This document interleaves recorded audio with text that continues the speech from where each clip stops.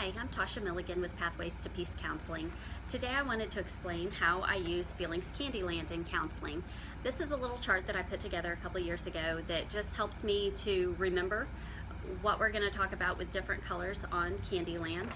And so here's my old faithful Candyland. I've used this one for years and it is well loved and falling apart already. So the way this works is every time that you land on a different space, you talk about a different feeling. And so if I land on a red one, I'll use an I statement and say, I feel angry when, and then I'll list off something, and the kids do the same thing.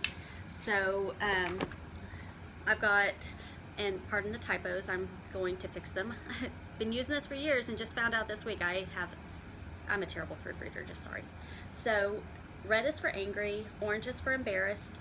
Kids sometimes have a hard time with this, and if I find a kid who can't come up with anything for embarrassed, sometimes I'll substitute something else in, like maybe lonely.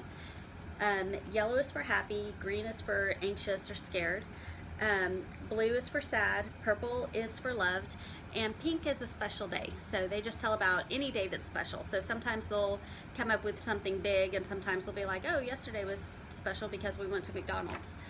So, and what I'm looking for during this game is building their communication skills, building their emotional vocabulary so that they're able to tell me feelings words for what's going on. And I'm also looking for themes. Sometimes I'll play this and they'll, a kid will just throw out little bitty, no big deal kind of situations, and then they'll drop a bombshell. And I usually will kind of feel them out, and sometimes I might stop and say, do you want to talk about that? And it is totally okay to put the game on hold to process things as they come up. But sometimes kids will drop that bombshell knowing that we can move on in the game. And so I just, I look to see if they're willing to talk. If they're not willing to talk, we just move on. But I bookmark it in my mind, and I know this is something that we've got to address later. And so maybe after the game, I might say, hey, you mentioned such and such. Do you want to talk about that now? Or, a week or two later, I might, come at them from different angles and see if they want to talk about it. But just knowing it's going on is going to help me help them. So this is just a go-to game. I mean, this is one of the favorites in here because it's so simple and kids of all ages enjoy it.